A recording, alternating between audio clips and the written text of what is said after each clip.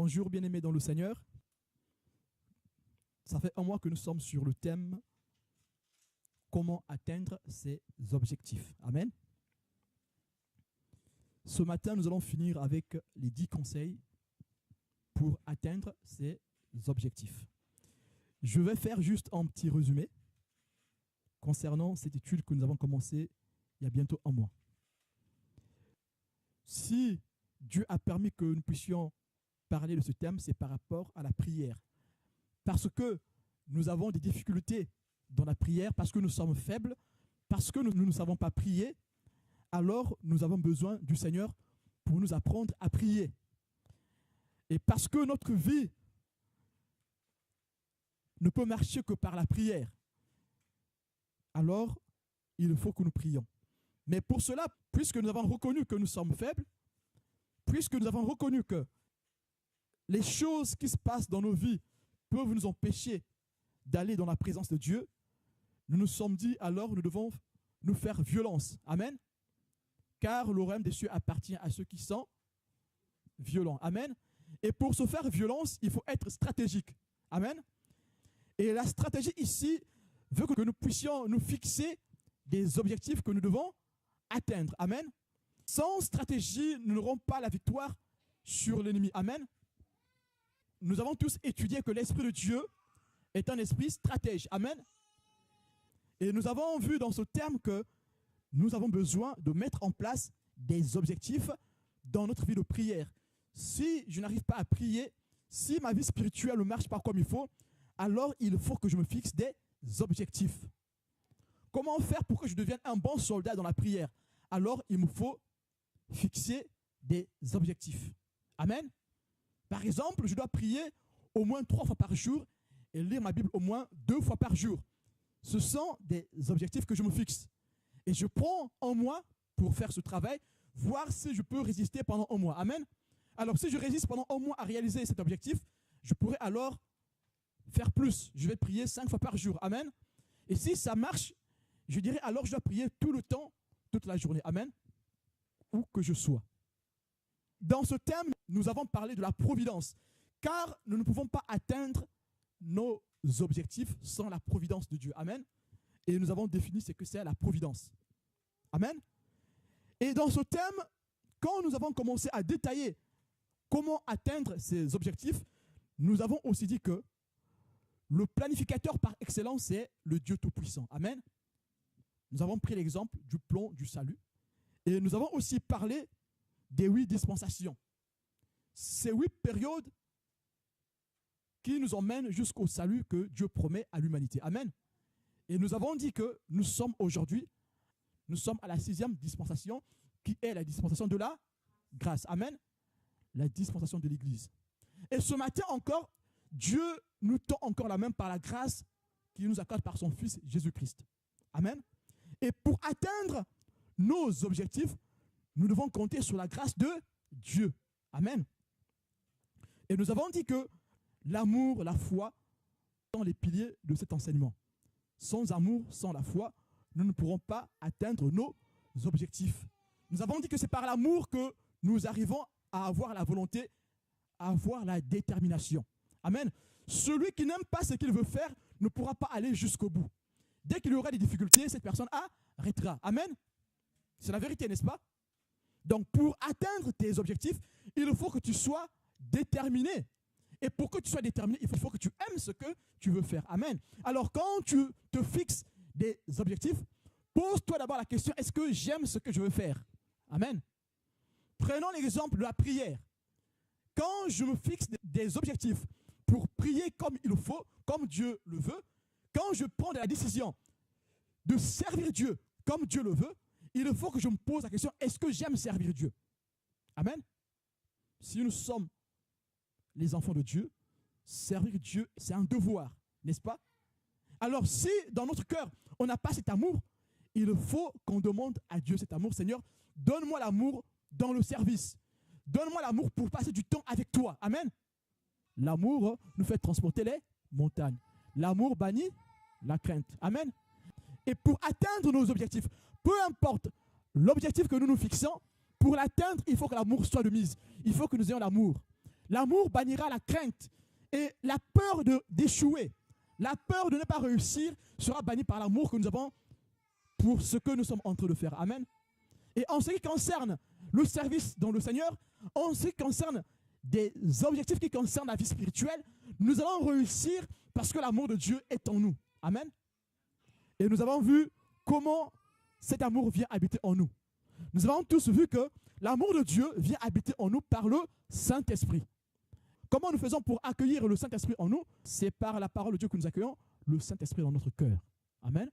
Il faut ouvrir son cœur à la parole de Dieu. Il faut l'accepter. Il faut s'humilier. Il faut se repentir. Alors, l'esprit de régénération vient rentrer en nous par la foi que nous avons en Christ. Amen. Et nous avons vu que dans ce plan que Dieu établit, ce qui l'anime pour aller jusqu'au bout de ce plan, c'est l'amour. Même quand l'homme faillit, Dieu reste fidèle.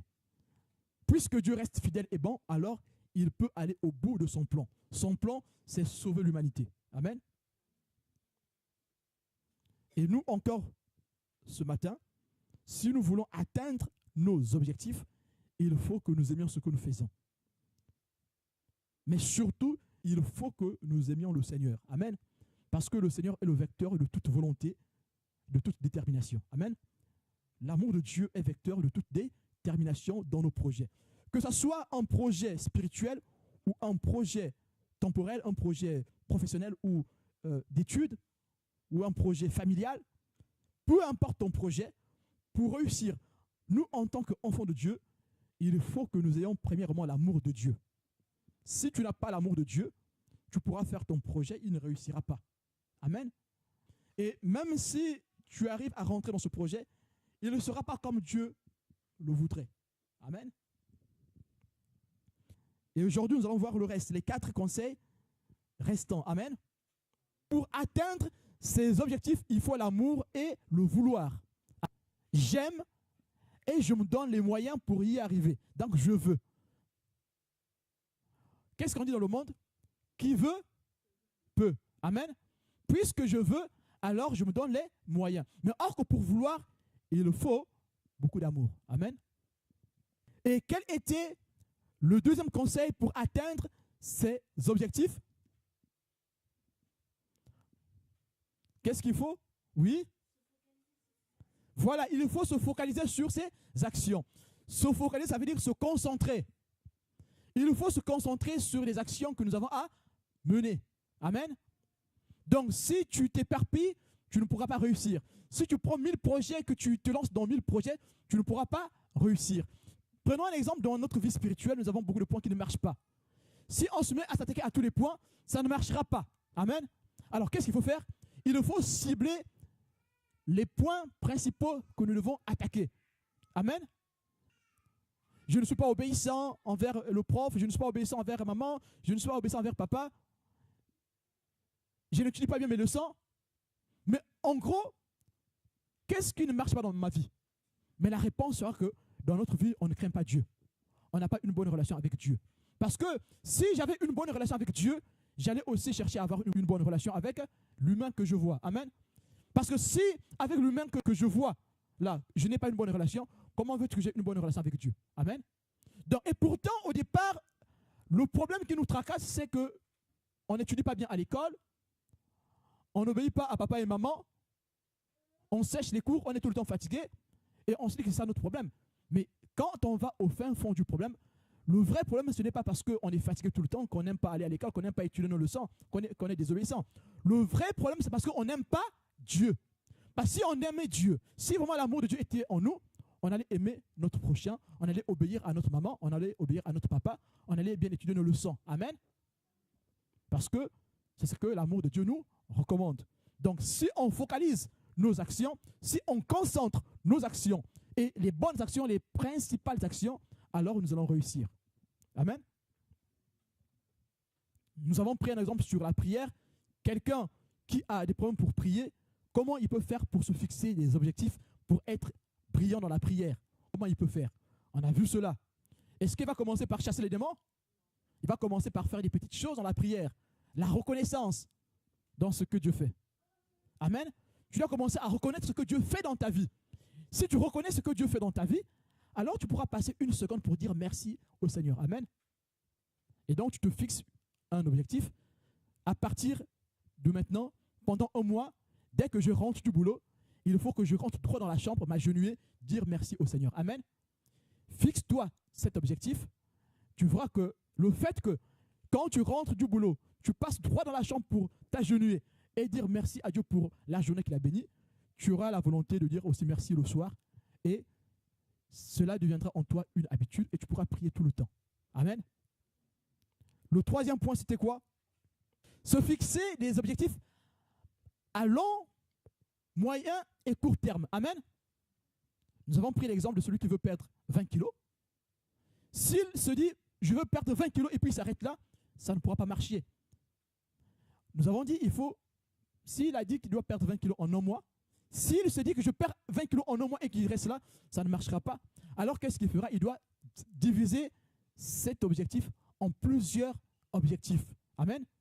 Donc si c'est en un mois compte 4 semaines, je divise 20 kilos par 4. Amen. Et je dois perdre 5 kilos par semaine. Et chaque fois que j'arriverai à une semaine, il faut que je fasse le bilan. Est-ce que j'ai réussi à perdre 5 kilos? Amen. Et cela, c'est le même pour la vie spirituelle. Je me suis fixé des objectifs de prier. Seigneur, je veux maintenant passer des temps dans la prière. Ça, c'est un objectif général, à long terme, n'est-ce pas? Mais qu'est-ce que je fais? Je me définis un objectif à moyen et court terme. Seigneur, pour réussir cela, je vais commencer à prier. Toute fois que je sors du boulot, quand je rentre à la maison, je dois passer droit dans la chambre, m'agenouiller et dire merci. Pendant un mois, si je réussis, je passerai à autre chose. Donc, si tu arrives à réussir à faire pendant un mois, tous les jours, quand tu rentres du boulot, tu t'agenouilles pour dire merci au Seigneur, ça te donnera la force de te donner un autre défi. Amen. Parce que tu as réussi le premier défi qui était court. Et alors, tu pourras continuer à faire un défi qui est plus long et plus difficile à atteindre. Amen. Parce que tu as été motivé par le résultat. Et le fait que tu le fasses tous les jours fera naître en toi l'amour de Dieu. L'exercice de piété fait naître aussi en nous l'amour de Dieu. Amen. L'amour de Dieu est un don. Amen. Mais l'exercice de la piété fait naître en nous, fait grandir en nous cet amour. Amen. Et quatrième objectif, nous avons dit que c'est rendre ces objectifs accessibles. Il faut commencer par les petites choses. Amen. Et cinquième objectif, c'était la reconnaissance, la récompense, la gratitude. En tant qu'enfant de Dieu, nous ne pouvons pas réussir sans la reconnaissance envers Dieu. Tu t'es fixé un court objectif et arrivé à la fin de cette période, tu es sorti vainqueur. Qu'est-ce que tu fais? Tu dis merci au Seigneur, n'est-ce pas? Il faut que tu apprécies le travail que tu as fait. Nous devons savoir apprécier ce que nous avons fait avec le Seigneur. Dire merci à Dieu, mais aussi reconnaître que le Seigneur nous a soutenus dans ce que nous avons fait. En disant merci à Dieu, c'est une récompense. Nous sommes reconnaissants envers Dieu. Mais quand je dis merci à Dieu, mais en fait, je suis en train de reconnaître le changement qui est en train de se passer dans ma vie. Amen. Nous avons dit que je pourrais partager cela avec un frère, avec une sœur. Ah, j'ai réussi telle chose, j'aimerais qu'on partage un bout de pain. Le fait que tu partages ce bout de pain avec le frère ou avec la sœur, c'est une reconnaissance que tu es en train de donner à Dieu. Dites-moi, quand quelqu'un a réussi un examen, il fait quoi? Il fait une action de grâce. Grâce à qui? À Dieu. Et pourtant, c'est les hommes que je vais nourrir. Hein. Ce sont vos estomacs qui seront remplis. Mais la grâce, c'est à Dieu que nous la rendons. Donc, cette reconnaissance est très importante pour réussir nos objectifs. Amen. Donc, à chaque étape de la réussite dans notre objectif, je dois être reconnaissant envers Dieu, aussi envers les hommes. Il faut aussi que je reconnaisse que je me suis appliqué. Si je reconnais que je me suis appliqué, alors je dirais, oui, je me suis appliqué, mais je pense que je pourrais mieux faire la prochaine fois. Amen. Tout en sachant que on ne peut rien sans le Seigneur, c'est par grâce que nous nous appliquons. Amen. Cette reconnaissance, ce n'est pas de nous mettre dans l'orgueil, que non, je suis trop fort, moi. Non, non, ce n'est pas dans ce sens. C'est une reconnaissance dans le sens où nous savons que si nous réussissons, c'est par la grâce de Dieu. Amen. Et aujourd'hui, nous allons voir le 6e conseil. Quel est le 6e conseil pour atteindre nos objectifs? Le 6e conseil, c'est que nous devons les afficher. Tu t'es fixé des objectifs, il faut que tu les fixes quelque part où tu pourras les voir tout le temps. Amen. Au jour de la tentation, nous n'allons pas lâcher prise parce que nous avons gardé notre objectif dans le cœur. Amen. Mais or, pour que ça passe dans le cœur, il faut d'abord que ça commence par la tête, par la mémoire. Amen. Donc, nous sommes en train de muscler notre mémoire longue. Amen. La mémoire des souvenirs. Et il faut que vous placiez cette affiche là où vous pouvez la voir régulièrement. Amen. Et ce que nous lisons ce matin, c'est ce que le Seigneur Dieu Tout-Puissant dit aux enfants d'Israël.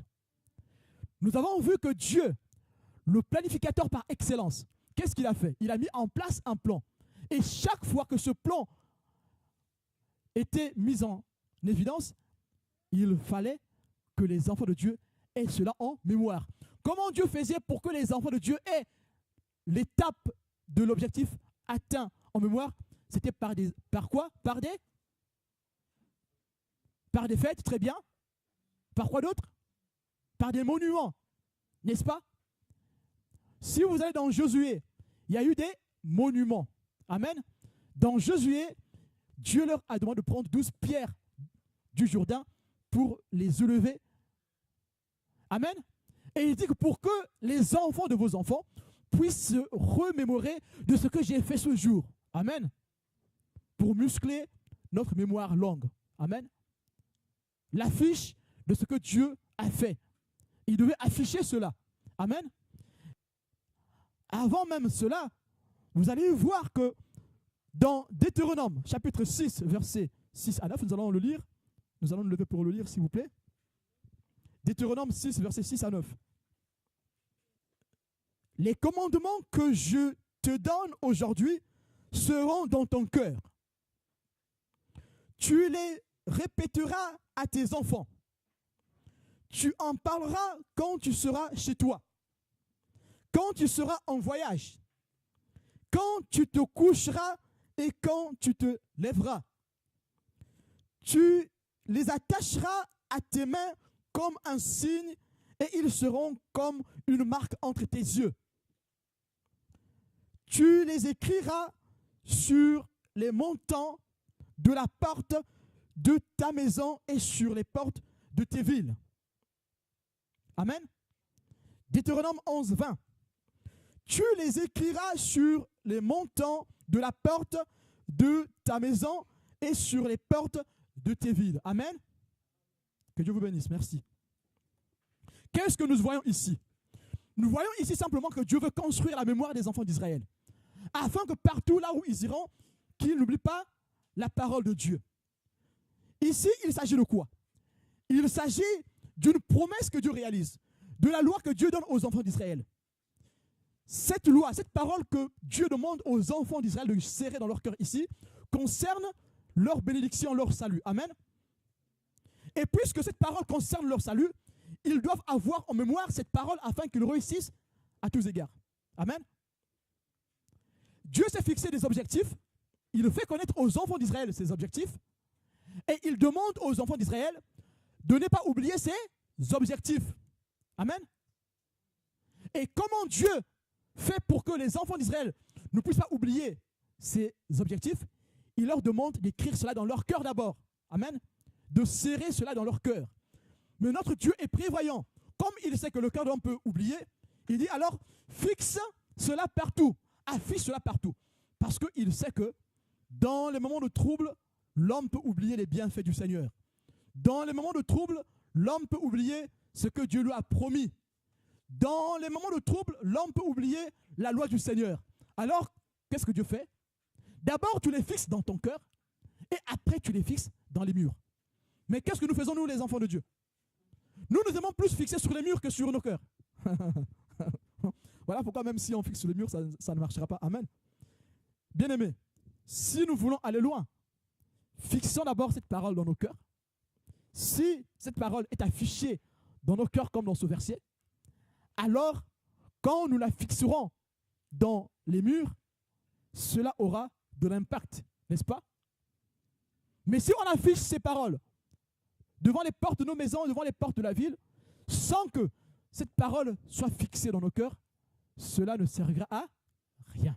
Amen. Et pour nous ici, par rapport aux objectifs que nous nous fixons dans le Seigneur, si c'est dans notre vie spirituelle, il faut d'abord que ces objectifs soient fixés dans notre cœur. Comment on fait pour fixer la parole de Dieu dans notre cœur? C'est par l'amour que Dieu donne. Amen. Voilà pourquoi nous avons dit au début, le premier conseil pour réussir à atteindre nos objectifs, c'est l'amour de Dieu et le vouloir. Amen. L'amour de Dieu, la foi et le vouloir. Amen. Et ici, Dieu demande aux enfants d'Israël, afin d'atteindre ces objectifs, vous devez les fixer dans votre cœur d'abord, et puis sur les murs. Mais si vous allez chez nous, on a le plus grand sorcier du village. Si tu rentres chez lui, c'est marqué devant sa porte, moi et ma maison, nous servirons l'Éternel. Mais c'est lui le plus grand sorcier du village. Ça n'aura pas de l'effet. Pourquoi? C'est parce que dans son cœur, c'est autre chose qui est affiché. Et sur le mur, c'est autre chose. Amen. Affichant la parole de Dieu, nous parlons principalement du travail que nous devons faire dans le Seigneur. Quand nous avons un travail à faire pour notre vie spirituelle, affichons ce travail que nous avons à faire dans notre cœur. Aimons à réaliser ces objectifs pour la gloire de Dieu. Alors, quand nous allons afficher nos objectifs sur le mur du frigo, sur le mur de la chambre, sur le mur des toilettes, ça agira. Alors, en ce qui concerne les projets spirituels, je veux avoir une vie de prière constante dans le Seigneur. Comment je fais? Je me suis fixé des objectifs, je dois les plaquer au mur, mais il faut que je trouve des textes bibliques qui vont ensemble avec ce que je veux faire. Amen. Par exemple, pour les enfants, ils n'arrivent pas à obéir aux parents. Qu'est-ce qu'ils font? Ils cherchent un texte qui parle de l'obéissance. Prenons Éphésiens 6, versets 1 à 3. Enfants, obéissez à vos parents pour que vous soyez heureux. Puis ton objectif, c'est d'obéir à tes parents. Donc, je fixe ça au mur comme ça. Obéissez à vos parents. Donc, quand j'entre, même quand je veux être rebelle envers papa et maman, dès que je lis ça, ça va me rappeler mon objectif. J'aurai mon objectif en tête. Ça veut dire que dans le cœur. Amen. Et ce point ici nous fait rentrer dans le 7e conseil, qui est ancrer ses objectifs dans la réalité. Amen. Le fait que mon objectif est visualisable, il sera ancré dans mon cœur. Amen. Donc, je ne parlerai plus de l'obéissance que Dieu me donne la force d'obéir. Non, je dirai plus ça. Seigneur, je m'engage à obéir à mes parents. J'accepte de payer le prix. Vous allez voir la détermination, quelqu'un qui est déterminé et celui qui n'est pas déterminé. Celui qui est déterminé, quand il veut faire un travail avec Dieu, il dira, Seigneur, je me repens de ce que j'ai fait. Je m'engage aujourd'hui, Dieu Tout-Puissant, à réaliser ce travail en comptant sur ta grâce. Amen. Mais celui qui ne veut pas donner le prix, comment il va prier? Il dit, Seigneur, je sais que je ne peux rien, mais je compte sur ta force. Mais c'est parce qu'il ne te donne pas les moyens, il ne veut pas donner le prix, il ne pourra pas payer. Il faut s'engager. Il faut d'abord s'engager. Je m'engage, je prends la décision et je compte sur le Seigneur. Est-ce que vous avez fait la distinction entre mes deux prières? La première personne n'a pas pris d'engagement. Il pleure sur son sort. Il dit, Seigneur, moi je suis faible, je ne peux pas réussir. Seigneur, je compte que sur toi. Tu ne réussiras pas. Le compter là, il n'y a pas de sacrifice. Le premier dit, Seigneur Dieu Tout-Puissant, je me repens, je sais ce que j'ai fait. Seigneur, je veux faire comme toi tu veux. Seigneur Dieu Tout-Puissant, je m'engage à le faire, Seigneur Tout-Puissant. Et je compte sur toi pour m'aider, pour que je réussisse. Il y a l'engagement et il reconnaît la main de Dieu pour l'aider. Amen. Il y a une différence. Nous avons parlé de la grâce de Dieu. Ben, nous avons dit quoi la dernière fois? Nous avons parlé de la providence. Pour atteindre nos objectifs, nous avons parlé de la providence. Or que l'homme est acteur de la providence. Amen. Dieu ne force pas la providence à l'être humain. Amen. Et nous avons parlé de la liberté que Dieu donne à l'homme. Et Dieu respecte cette liberté. Donc Dieu ne force personne à prier 1000 fois par jour. Amen. Dieu ne force personne à prier 1000 fois par jour. Même si tu es rempli du Saint-Esprit, il ne te forcera pas de prier 1000 fois par jour. Il faut que ton cœur désire à prier. Et là, tu pourras prier 1000 fois par jour. Amen. Et donc, parce que ces objectifs sont ancrés dans notre réalité, nous allons arriver à les concrétiser. Nous ne parlons plus au futur. Ah, je le ferai. Celui qui se fixe des objectifs et dit, je le ferai. Je dois perdre 20 kilos. Mais il ne s'est pas fixé une date. Par contre, celui qui veut perdre 20 kilos dit, le 1er janvier, je veux perdre 5 kilos. Il perdra 5 kilos, puisqu'il sait que c'est le 1er janvier.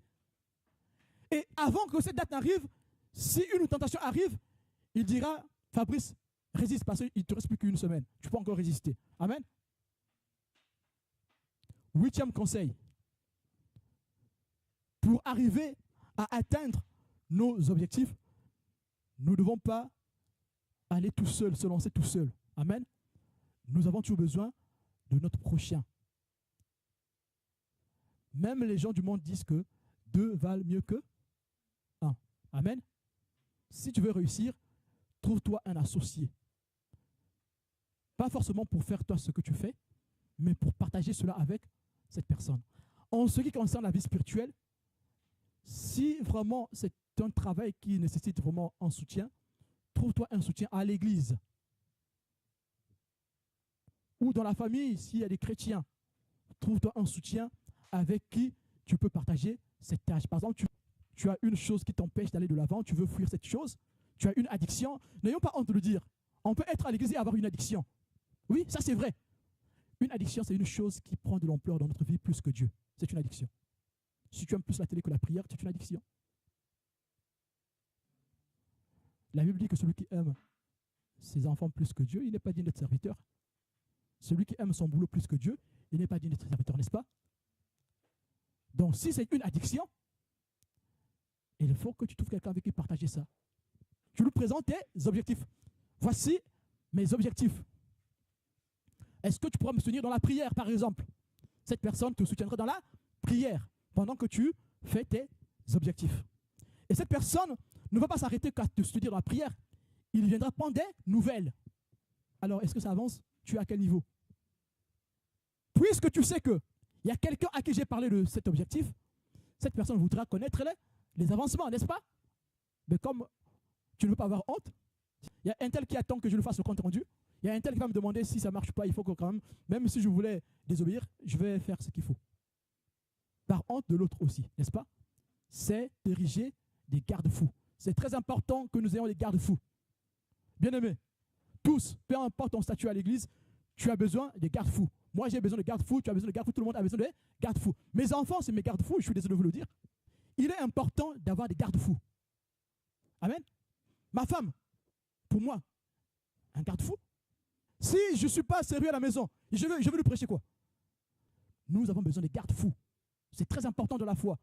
Tu peux être super extra spirituel, superman dans la foi. Tu as besoin des garde-fous. Les enfants, ton épouse, ton époux, tes frères en Christ, les amis, même les collègues. Et je peux encore vous dire que pour moi, mes collègues, c'est mes garde-fous. Amen. Même si ça passe ce que je fais, pour moi, c'est mes garde-fous. Parce que quand ils me voient me comporter, ils savent faire la distinction que je ne suis pas dans leur monde. Je ne suis pas dans ce qu'ils font.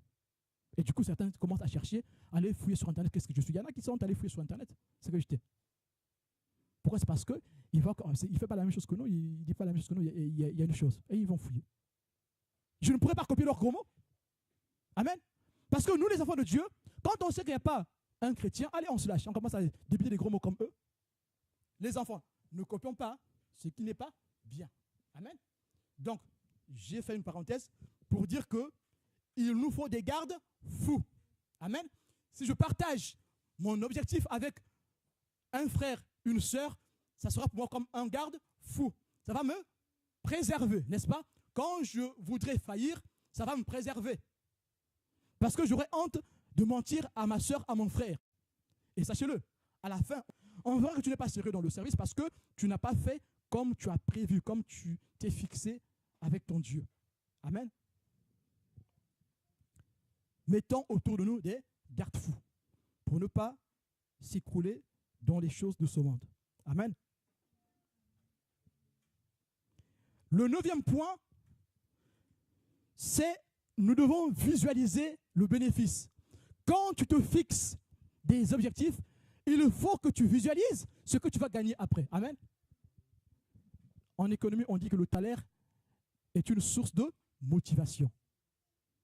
Puisque le salaire est une source de motivation, quand il faudra que je me lève tôt, à 5 heures du matin, pour me reconforter, je penserai au salaire. Je dis, ah ouais, à la fin du mois, j'aurai de l'argent. Donc, pour arriver à atteindre ces objectifs, il faut visualiser le bénéfice. Tu visualises le bénéfice et tu le notes quelque part, n'est-ce pas? Vous vous souvenez, le 7e point, on a dit, il faut noter quelque part, il faut afficher quelque part nos objectifs. Le 9e point, c'est il faut visualiser le bénéfice. Il faut faire une liste du bénéfice que tu auras dans ce projet dans lequel tu te lances. Il faut que tu visualises le bénéfice. Et quand tu as fait la liste des bénéfices que tu auras, il faut que tu l'affiches juste en bas, là où tu as affiché tes objectifs. Pourquoi? Lisons Exode chapitre 3, versets 16 à 18. Il est écrit, « Va, rassemble les anciens d'Israël et dis-leur, l'Éternel, le Dieu de vos ancêtres, m'est apparu le Dieu d'Abraham, d'Isaac et de Jacob. Il a dit, je m'occupe de vous et de ceux qu'on vous fait en Égypte. J'ai dit, je vous ferai monter de l'Égypte où vous souffrez dans le pays des Cananéens, des Hittites, des Amoréens, des Phérésiens, des Éviens et des Jébusiens, un pays où coule le lait et le miel. » Je reprends, un pays où coule le lait et le miel. Ils t'écouteront, tu iras avec les anciens d'Israël. 3 points de suspension. Amen. Qu'est-ce que nous avons ici? Dieu a fait une promesse à Abraham que j'enverrai tes enfants en esclavage. Et là, Dieu vient réaliser la promesse. Maintenant, le temps est arrivé pour rentrer dans Canaan. Qu'est-ce qu'il dit? Il y a quoi dans ce pays? Le lait et le miel. Dieu, quand il envoie Moïse pour aller dire aux enfants d'Israël que je vous sors d'Égypte, qu'est-ce qu'il leur dit?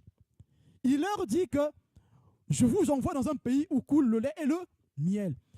Dieu fait visualiser aux enfants d'Israël le bonheur qu'il a dans ce pays afin qu'il accepte d'obéir au commandement de Dieu. Amen. Dieu fait visualiser le résultat aux enfants d'Israël. Dans cet objectif que Dieu a fixé aux enfants d'Israël pour rentrer à Canaan, Dieu leur dit ce qu'il y a à Canaan pour que leur engouement augmente pour aller à Canaan, pour que leur volonté d'accepter Moïse comme sauveur puisse augmenter, puisqu'ils savent que là-bas il y aura une récompense. La récompense est une chose qui nous emmène à aller loin dans le Seigneur. Le Christ dit à ses disciples, jusque-là vous n'avez rien demandé. Demandez afin que votre joie soit parfaite. Amen. Si ma joie est parfaite en Christ, alors je ferai des efforts pour me priver pour le Seigneur. Je sais qu'au bout, il y a une récompense. Ce n'est pas pour rien que je fais ce que je fais là. Amen. Je sais qu'au bout, il y a une récompense. Nombre chapitre 13, verset 27 dit, « Voici ce qu'ils racontèrent à Moïse. Nous sommes allés dans le pays où tu nous as envoyés. À la vérité, c'est un pays où coule le lait et le miel, et en voici les fruits. » Amen. Moïse envoie les éclaireurs à Canaan pour explorer Canaan. Qu'est-ce que les plus courageux viennent dire à Moïse? Ils disent à Moïse, c'est un pays où coule le lait et le miel, et le raisin, il est gros. Alors, Caleb et Josué, ils n'ont pas eu la peur de ces Cananéens qui étaient grands. Pourquoi? C'est parce qu'ils ont visualisé le bénéfice. Amen. Le raisin était gros à leurs yeux, et ça a ébloui la peur. Amen. Quand nous mettons en place des objectifs, si on arrive à bien faire la liste des bénéfices, à bien visualiser le bénéfice, alors nous aurons le courage d'atteindre ces buts et d'aller jusqu'au bout. Même quand la difficulté va se présenter, nous aurons la force d'aller jusqu'au bout. Amen. Prenons l'exemple des études. Tu es paresseux, tu n'aimes pas étudier. Mais qu'est-ce que tu dis? Tu dis, mais il me faut 3 mois pour avoir ce diplôme. je vais faire des efforts. Parce que je sais qu'à la sortie de ce diplôme, j'aurai du travail. Je pourrai construire des projets. Alors, s'il faut que je fasse 3 mois sans dormir, ce n'est pas grave, c'est juste pour un peu de temps. N'est-ce pas? J'ai visualisé le résultat. Visualisons le résultat. Faisons la liste des bénéfices. Dans ce travail que nous faisons, faisons la liste. Et je plaque la liste juste en bas des objectifs. Et quand je serai fatigué, quand je serai démotivé, en passant devant les objectifs, tout en bas, je dirai, ah, si je perds du poids, j'aurai une bonne santé. J'aurai une longue vie. Amen. Pour la prière, tu dis, bon, l'objectif, prier tout le temps. Si je prie tout le temps, je vais consolider ma communion avec Dieu. Et mon cœur sera prompt à obéir à Dieu. Mais or que dit la parole de Dieu? Celui qui s'humilie sous la main de Dieu, Dieu l'élève. Si mon objectif était d'obéir à mon père, à ma mère, à être une bonne femme ou un bon mari, Marie, ne retenez rien à votre épouse. Mais or que la Bible dit que celui qui s'humilie sous la main du Seigneur est élevé, alors je vais m'humilier. Je ne vais rien retenir à quelqu'un. Et donc, pour ceux qui font ça, Dieu les élève au temps convenable. C'est là que je veux être élevé. Qui ne veut pas être élevé parmi nous? Ah, tout le monde veut être élevé, n'est-ce pas? Donc, il faut qu'on s'humilie sous la main du Seigneur. Amen. Et nous avons aussi le texte de Colossiens.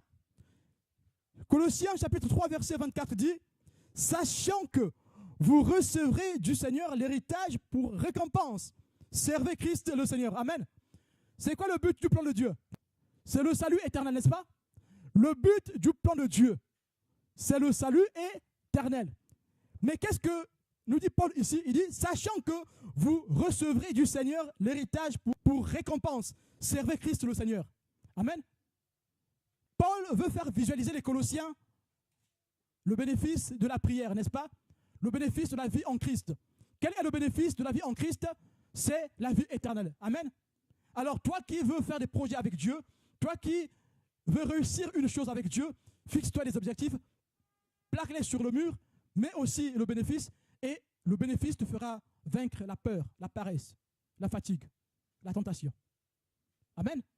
Parce que tu visualises le bénéfice, alors tu auras la force de continuer à lutter. Ici, Paul dit, sachant que vous recevrez du Seigneur l'héritage pour récompense, servez Christ le Seigneur.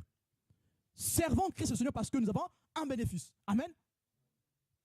Bien-aimé, l'amour de Dieu ne compte pas, ça n'attend rien du tout en retour, n'est-ce pas? Mais toi et moi, on aime Dieu parce que Dieu nous a aimés le premier. Amen.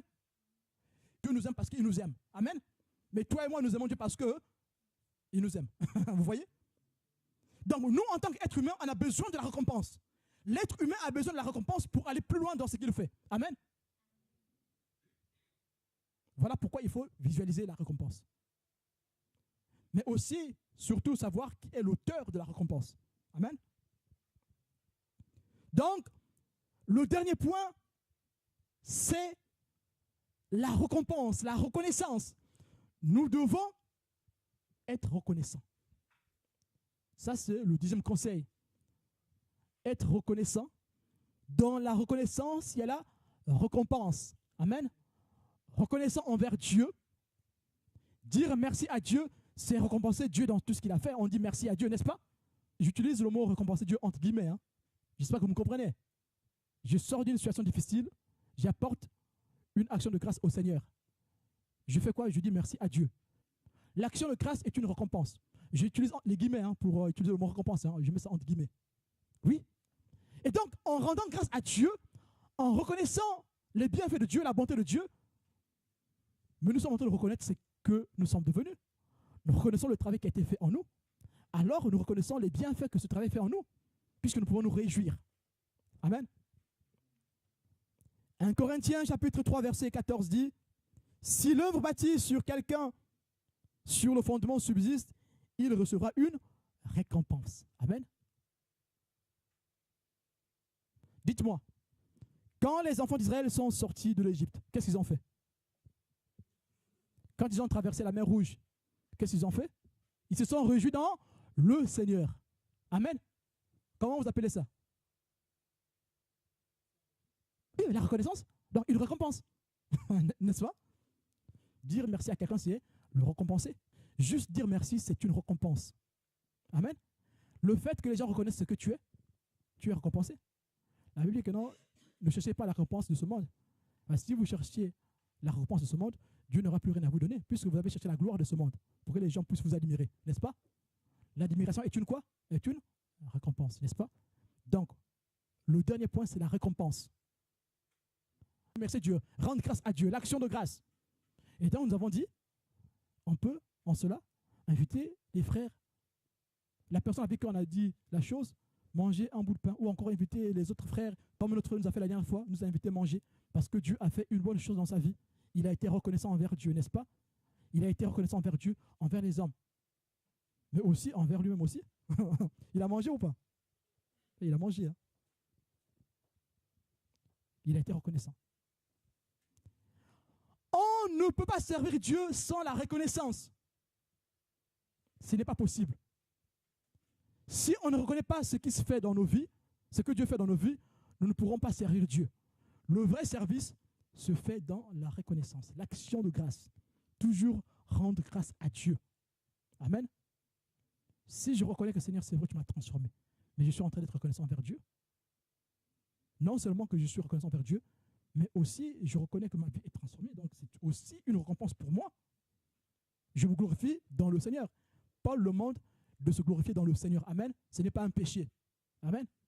Si tu étais idiot, tu es devenu intelligent, je dirais merci Seigneur, j'étais bête, j'étais cancre, maintenant je suis intelligent, je dis merci. Amen. Ce n'est pas de l'orgueil. L'orgueil, c'est quand tu voudras se mesurer aux autres. Pour leur montrer maintenant que tu es intelligent, tu veux maintenant tout parler. Mais reconnaître ce que tu as fait en toi et glorifier Dieu, c'est une bonne chose. Tu ne priais pas beaucoup, maintenant tu arrives à beaucoup prier. Mais tu dis, mais Seigneur, merci, je n'aimais pas la prière, maintenant j'aime prier. Alléluia, Seigneur, je suis béni. Seigneur, je te bénis. Je suis béni, Seigneur, je te bénis. Amen. On ne peut bénir que quand on est béni. On ne peut récompenser quand on est récompensé, n'est-ce pas? Non? Nous pouvons rendre les actions de grâce à Dieu que quand on est dans la grâce. Bien-aimé, il faut s'assurer de la récompense pour Dieu et pour soi-même. Ça, c'est très important. Reconnaître qu'on a fait un grand travail, que Dieu nous a aidés et on lui merci. Mais aussi, reconnaître qu'il y a eu un changement en nous, une transformation. Ça sera visible. Pour celui qui a bossé pour perdre du poids, qu'est-ce qu'il va faire? Il va aller chercher maintenant une belle tenue pour porter, hein, des belles robes. N'est-ce pas? La robe qu'elle avait vue là, qu'elle avait essayé, que ça ne rentrait pas là, elle va aller l'acheter pour qu'elle rentre dedans, n'est-ce pas? C'est quoi ça? Ce n'est pas une récompense? Pour la personne n'aimait pas prier, c'était un cancre dans la prière, un cancre spirituel. Il va prier, il sera content de le faire, il sera fier. Pas pour vous montrer qu'il sait prier. Hein. Pour cette personne, c'est une relation qui est sincère. Ce n'est pas quelqu'un qui vient juste prier pour vous blaser. Non, non, non, ce n'est pas pour ça. Ce n'est pas pour vous éblouir. Sa prière sera sincère. Même s'il ne sait pas dire les mots. Je me souviens, on avait un frère comme ça quand il a commencé dans la foi. Ah non, quand il priait, j'étais très content. Je vous dis, bien aimé, tous les versets, il y a certains qui se rappellent, tous les versets bibliques. Il sortait le grand français, tous les versets bibliques. Tu sentais dans cette personne la soif de Dieu. Et pourtant, cette personne, avant, elle ne priait pas. Il a commencé à sortir des versets, des phrases compliquées. Mais on bénissait le Seigneur parce que c'était l'amour de Dieu qui grandissait dans son cœur. Amen. C'est une récompense. Bien aimé, quand Dieu a créé l'univers,